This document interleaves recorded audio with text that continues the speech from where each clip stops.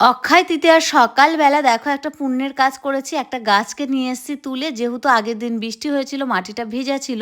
আর তারপর বাড়িতে এসে নর্মাল একটা টিফিন করেছি, একটা তরকারি করেছি, আর করেছি হলো রুটি। আর মনাকে গাড়িতে তুলে দিয়েছি, আর এখন বাবুকে ভাত খাইয়ে রেডি করে দিচ্ছি, ও যাবে স্কুলে।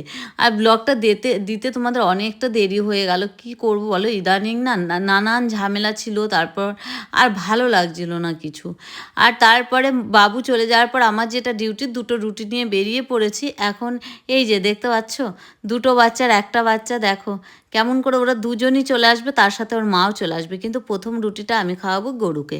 আর যেটা আমার ভীষণ ভালো লাগে। আর এর মাও থাকতো তখন কিন্তু খেত, কিন্তু এই বাচ্চাটা ছোট, তাই একবারে খেতে পাচ্ছে না। আর তারপর দেখতে পাচ্ছ এই যে এই কালো বাচ্চাটা একসাথেরই বাচ্চা, ওই বাচ্চাটা মারা গেছে। তারপরে কিন্তু এই বাচ্চাটার অনেক ওষুধ খাওয়ানো হয়েছে, আর ঠিকমতো কেয়ার করেছি বলে এখনও খাবার খেতে পারছে। তো তারপর দেখতে পাচ্ছ এবার একে আমি ছিঁড়ে ছিঁড়ে দিচ্ছি। ছিঁড়ে ছিঁড়ে দিলে কী হয় বলো তো, এবার সুন্দর করে খেয়ে নিচ্ছে। আর ওর মাকে আস্ত রুটি দিলেই ও খেয়ে নিতে পারতো, বড় ছিল আর ও ছোটো। এবার এদের একটু আদর করে দিয়ে ঘরে চলে আসলাম।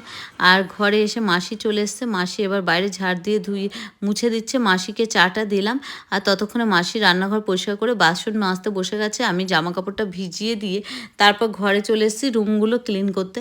আর তারপর দেখতে পাচ্ছ ঘর মুছছি, ঘরটাও পুরো কালো হয়ে যাচ্ছে জল, কারণ আজকে মাসির মোছার কথা নয়, আজকে আমি এমনি শুকনো মোছাই মুছি, কিন্তু আজকে আমি মনে হলো একটু জল দিয়ে পোছা করি।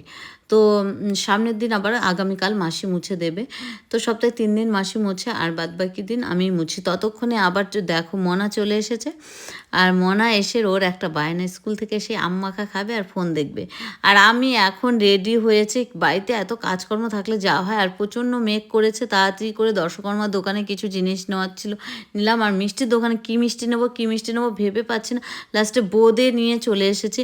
আমি বললাম যা মেঘ করেছে আমার আর কিছু লাগবে না, কিছু একটা মিষ্টির জিনিস দাও, আমি পুজো করব। তারপরে বিকালবেলা বেরিয়েছিলাম বাজারে, নিয়েছি তাহিরপুর থেকে সেই সুন্দর বিরিয়ানি।